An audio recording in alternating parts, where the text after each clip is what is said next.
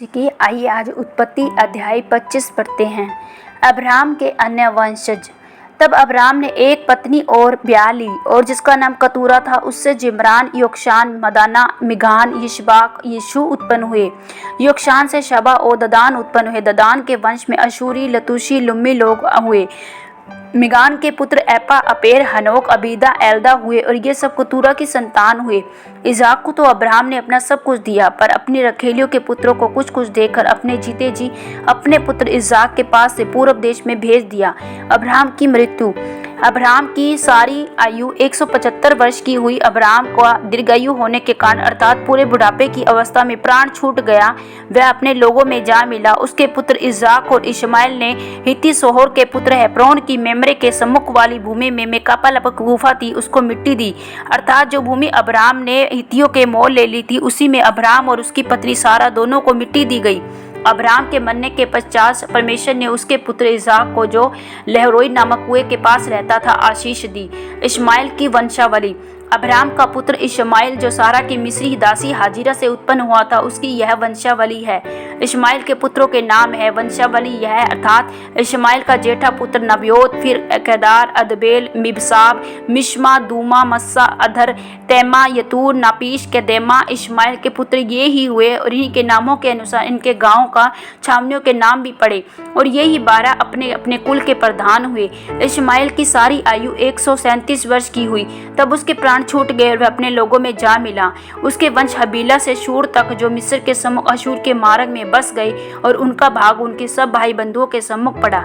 इज़ाक के पुत्रों की उत्पत्ति का वर्णन। अब्राहम के पुत्र इज़ाक की वंशावली यह है। अब्राहम से इज़ाक उत्पन्न हुआ और इज़ाक ने 40 वर्ष का होकर रिबिका से, जो पदनाम के वासी अरामी बतूएल की बेटी और अरामी लाबान की बहन थी, विवाह कर लिया। इज़ाक की पत्नी बांझ थी, इसलिए उसने उसके निमित्त यहोवा से विनती की और यहोवा ने उसकी विनती सुनी। इस प्रकार उसकी पत्नी रिबिका गर्भवती हुई। लड़के उसके गर्भ में आपस में लिपटे हुए एक दूसरे को मारने लगे। तब उसने कहा, मेरी जो ऐसी ही दशा रहेगी तो मैं कैसे जीवित रहूंगी? और वह यहोवा की इच्छा पूछने को गई। तब यहोवा ने उससे कहा, तेरे गर्भ में 2 जातियां हैं, तेरी कोख से निकलते ही 2 राज्य के लोग अलग अलग होंगे। एक राज्य के लोग दूसरे से अधिक सामर्थी होंगे और बड़ा बेटा छोटे के अधीन होगा। जब उसके प्रसव का समय आया, तब क्या प्रकट हुआ कि उसके गर्भ में जुड़के बालक है, और पहला जो उत्पन्न हुआ है वह लाल निकला और उसका सारा शरीर कंबल के समान रोम में था, इसलिए उसका नाम एसाव रखा गया। पीछे उसका भाई अपने हाथ से एसाव की एड़ी पकड़े हुए उत्पन्न हुआ और उसका नाम याकूब रखा गया। जब रिबिका ने उसको जन्म दिया, तब इसहाक 60 वर्ष का था। एसाव द्वारा पहलौठे का अधिकार बेचना।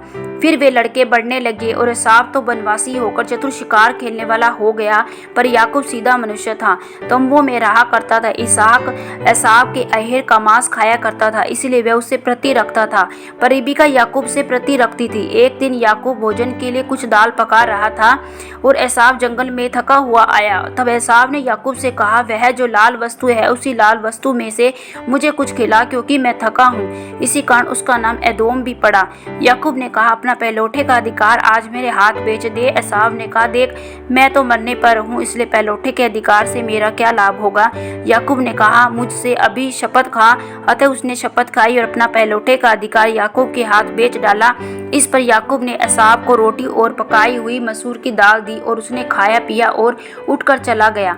यूं एसाव ने अपना पहलौठे का अधिकार तुच्छ जाना। आमीन।